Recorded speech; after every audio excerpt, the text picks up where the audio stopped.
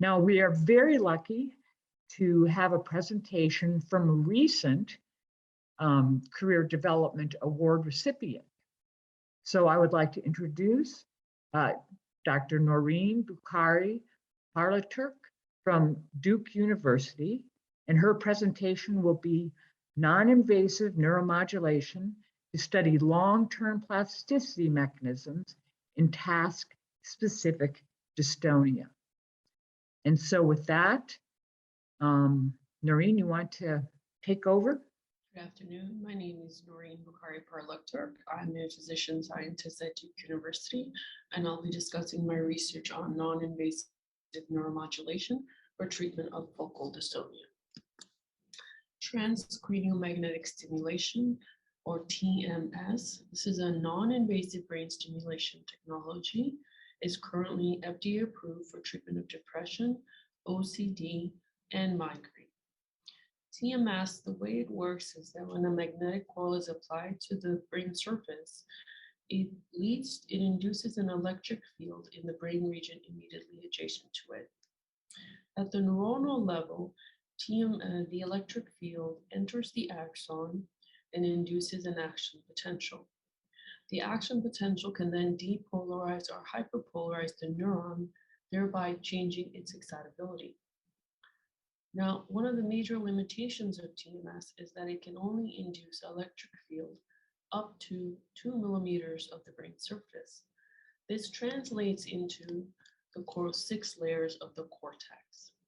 So one of the major limitations of TMS is that it can only induce electric field at the cortical level. Now, early TMS settings could really only apply single pulse TMS to the cortex. Then in 1999, Siebner and colleagues demonstrated that when TMS was applied in a repetitive fashion, it could lead to cortical excitability. This then led to 7 published studies applying repetitive TMS or rTMS in multiple sessions and testing its effect as a therapy in focal dystonia. Although the effects were transient in all these studies, there are some important takeaways that we can learn from these studies.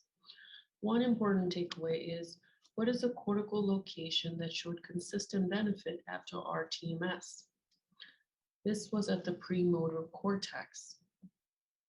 Another takeaway was, what is a cortical location that showed the longest benefit after rTMS? And this was 2 to 3 weeks at the primary sensory cortex. And so although these studies have shown a transient benefit, we can extrapolate that the greatest potential for clinical benefit can be achieved when rTMS is applied at premotor cortex or primary sensory cortex. But how do we prolong the clinical benefit of rTMS? Now, multiple studies have shown at this point that dystonia is a circuit level disorder. And so in order to prolong the effect of rTMS, we really need to ask, what are the circuit level effects of rTMS? Prior studies have demonstrated that rTMS has an effect at the cortical spinal circuit, as well as the intracortical circuit. But we also know that TMS is a disease involving the subcortical circuitry. And so we wondered, can rTMS that engages the subcortical circuit affect brain function as well as behavior in patients with dystonia? So in other disease models, there is evidence that rTMS can modify subcortical brain networks and improve behavior. Specifically, Joel Voss's group showed that when TMS is targeted using knowledge of brain circuitry, TMS applied at the superficial cortex can transsynaptically modify deep brain connectivity as well as improve behavior. So using functional MRI to guide TMS coil placement can allow for engagement of deep brain networks. Functional MRI can also be used to measure the effect of TMS in these deep brain networks. And so this led us to the question, can rTMS that engages deep brain networks, can rTMS engage deep brain networks in focal dystonia? For the remainder of my talk, I will be actually discussing the knowledge gaps in our understanding of rTMS parameters in dystonia, and how we have used prior work to deduce these parameters to test this question. And so beginning with the first question, what are the affected deep brain networks to target in dystonia? Now, we looked at two independent studies comparing brain changes in focal dystonia patients with healthy volunteers. And across both studies, the common theme was that there was decreased functional connectivity of the left putamen to the primary sensory or the premotor cortex. More generally, these studies demonstrate that the left corticostriatal network is a network that may be of interest and affected in focal dystonia patients. We also asked what are the best cortical locations to target and access these deep brain networks. Now, if you recall, I showed 7 published studies which showed transient benefit after multiple sessions of rTMS at premotor or primary sensory cortex. So it's not surprising that the cortical location of the corticostriatal network in these 2 studies turned out to be premotor or primary sensory cortex. And so we concluded that the premotor or the primary sensory may therefore be 2 possible cortical locations to access these corticostriatal networks. Another question that we wanted to ask is what is an effective brain state to engage these deep brain networks? Dystonia is an involuntary movement disorder that can be state dependent. In some cases, dystonia is present at rest, but in other cases, it can be task specific. All prior studies applying rTMS were done with dystonia subjects at rest. But what if the most effective brain state to deliver rTMS is when dystonia is engaged? So to address this question, we selected a subset of patients with dystonia called writer's cramp. Writer's cramp are subjects who develop the dystonia during the specific task of writing. We recruited a cohort of healthy volunteers and writer's cramp dystonia, and we asked subjects to perform writing in a block design alternated by periods of rest in a functional MRI scanner. We used a data-driven approach called independent component analysis. We selected out 2 functional networks of interest called the left sensory motor network and the basal ganglia network. And we asked specifically, are there any group differences in functional network activation during the on block of writing as well as the off block period of writing? And so as a control, we looked at the left sensory motor networks and see no changes in functional network activation between healthy volunteers and writer's cramp during the on block or off block period of writing. In contrast, in the basal ganglia network, we see a defect in the functional network activation in writer's cramp during both the on block of writing as well as the off block period of writing.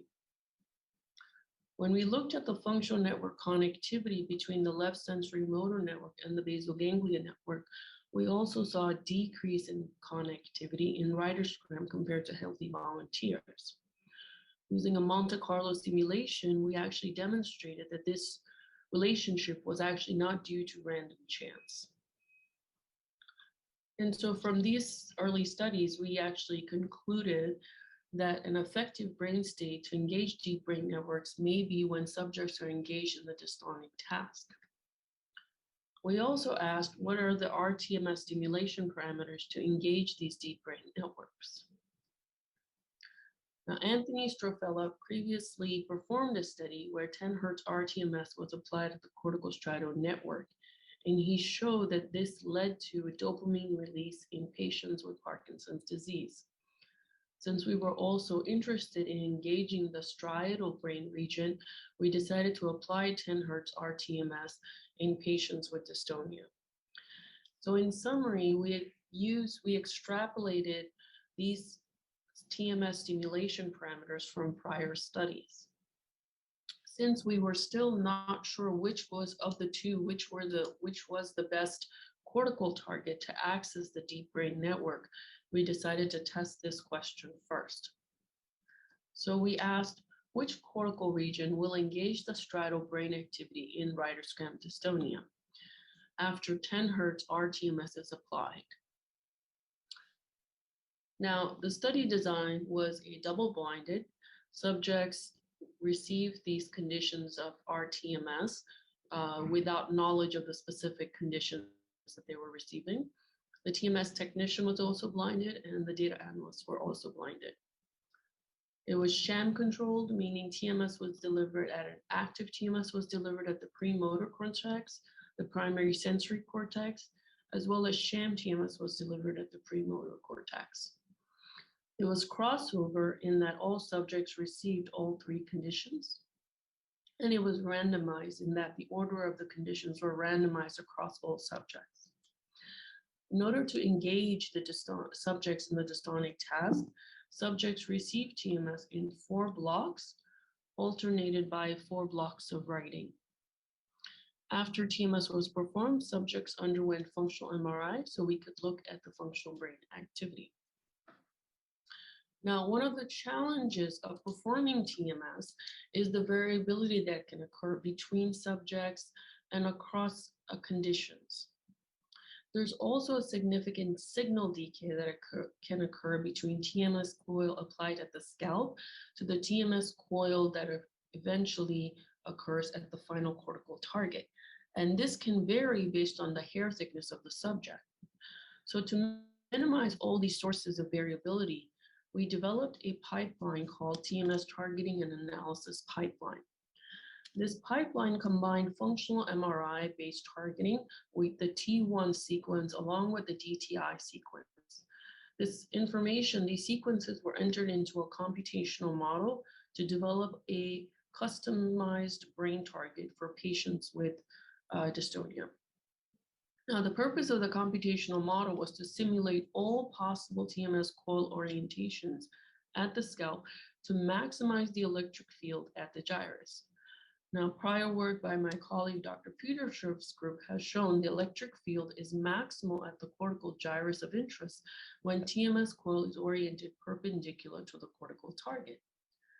And so the ultimate target that we develop is actually a cortical target that is with a TMS coil orientation that is customized to the functional brain target of the individual, as well as their cortical gyrus, their scalp thickness, and hair thickness. And so ultimately, we want to deliver the maximum electric field at the cortex.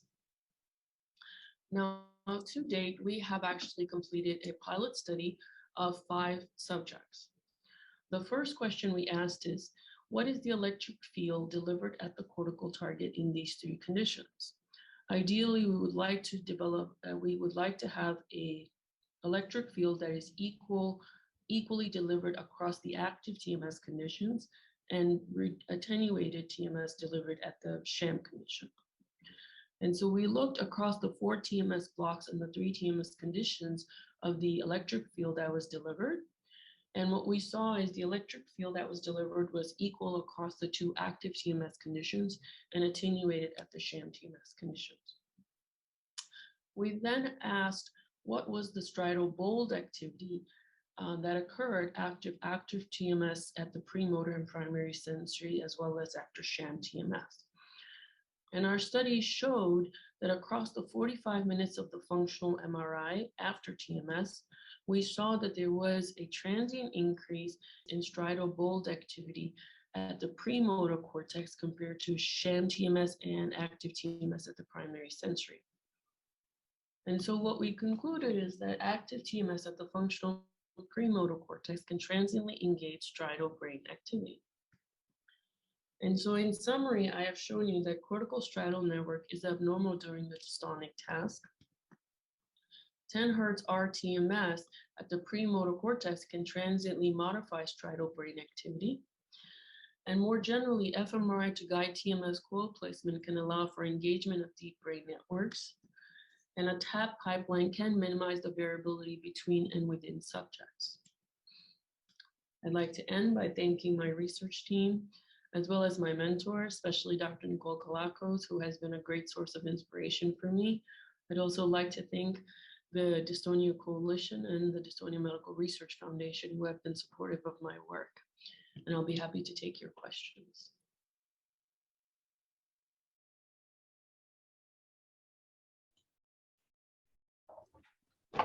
Thank you, Noreen, for a really wonderful talk. I already have a bunch of questions, but I want to certainly open it up for the panelists and the attendees if they have questions as well. And since we're just a little bit ahead of time, I very much want to welcome Buzz Jenna, Cindy Camella, and Carlos Cruchaga back as well in case there are questions that cover their areas. And certainly Aparna or any of the other panelists, if they have an interest in joining for the discussion that will lead us into our break. Well, Sarah, I saw one question that had to do with the specifics Yep. Of the Career Development Award. Yep. And I'm going to send. You muted yourself, Cindy. I did do that, didn't I? I'm trying to. Well, for some reason, I can't send the link. But it's a 10% overhead is the limitation. And the applicant is expected to devote at least, but probably more than 10% of their effort. The details of the Career Development Award can be found on the Dystonia Coalition website, which I'm really trying to send you, but apparently I'm having a lot of difficulty doing. So there it is. It went through. I didn't mute myself. So you can look up the specifics of the program via this link, if that helps. Thank you. Thanks, Cindy. Yeah, I think those are certainly important questions when someone's looking at one of these career development awards to support your salary and what the cap on indirects, because that's certainly something institutions care about. So really important details. Yeah, thanks very much. Yeah, on a related note, the same pretty much applies to the pilot program. So it's perfectly acceptable to ask for, acceptable to ask for some % effort to do the project, both for the Career Development Award and the pilots. And since the funds come through the Dystonia Medical Research Foundation, their policy is usually not more than 10% or indirects can be used for that, but certainly effort can be covered. Thank you. And Noreen, I think we have a question for you from Mark Hallett, who asked, could you comment on the optimal coil orientation for the stimulation of PMC?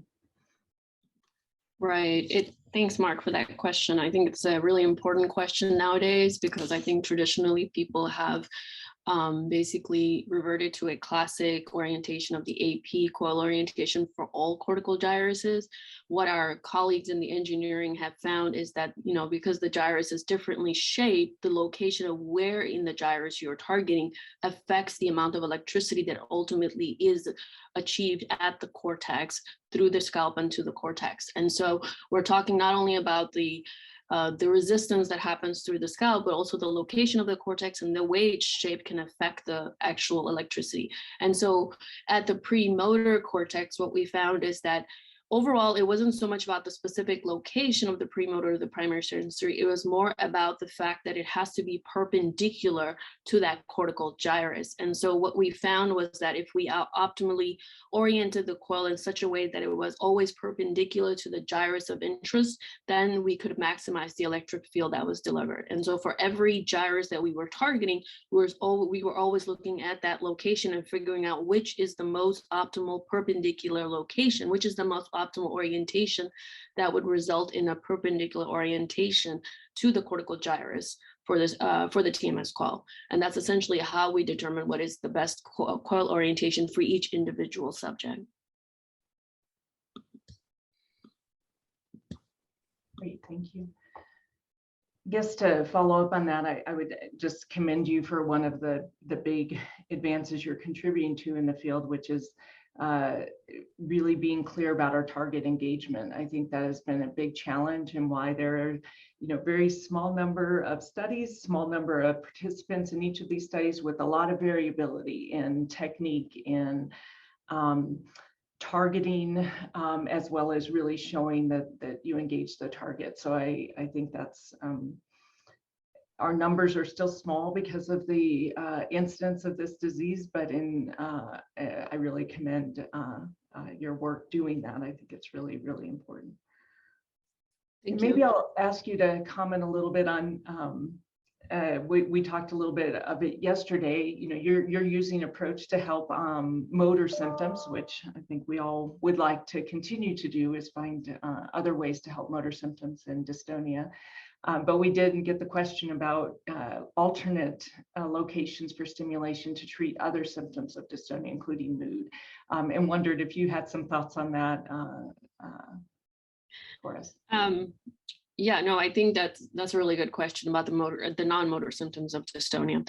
So I think it's really interesting to me, at least, and obviously I'm doing research in the corticostriatal network, so I have a little bit of a bias here, but I do believe that the corticostriatal network has loops that are not only motor, but also has some level of non-motor symptoms to the limbic area.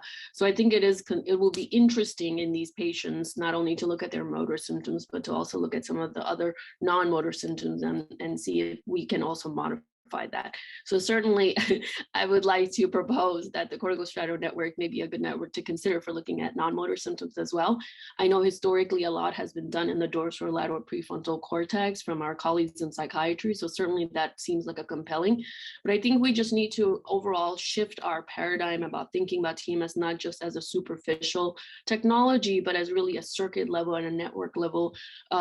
It's an opportunity to understand network level diseases and to really treat it at the network level. And that's ultimately what we understand dystonia to be. And so I think that will allow us to really develop a better understanding of the disease, but also to develop better therapy for our patients here.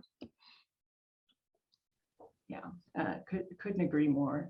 And I think there's a very interesting case study just looking at engagement over the motor cortex of rTMS in a cervical or a hand dystonia patient, and looking at NIRS, the near infrared spectroscopy, and that the changes were not actually seen at the supposed target location, but within the network. And so we certainly have to always think about how we image the network or understand the network, because to your point, there's far-reaching effects, I think.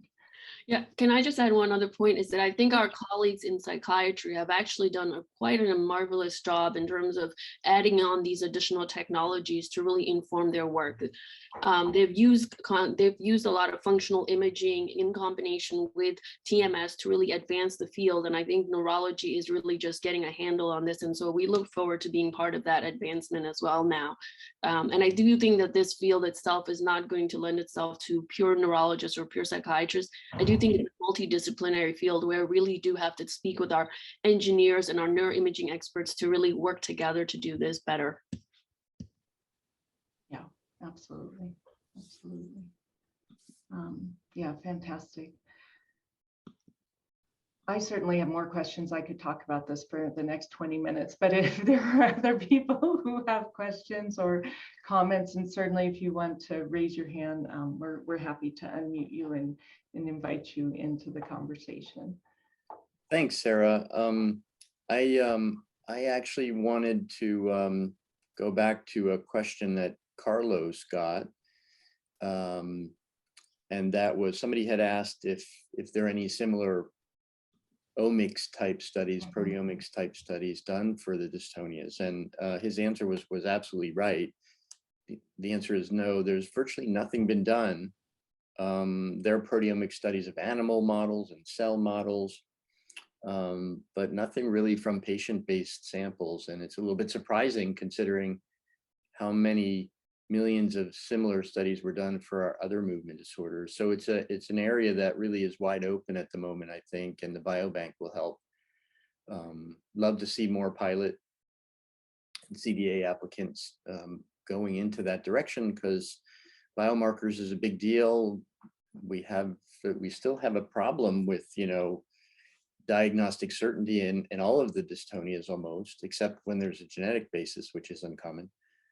So having some other biomarker would obviously be very valuable. I think Noreen's presentation could potentially lead to something in that direction from the physiology direction if you can see something on, for example, after TMS and dystonia with fMRI or something like that. But it's a big open space, not much done.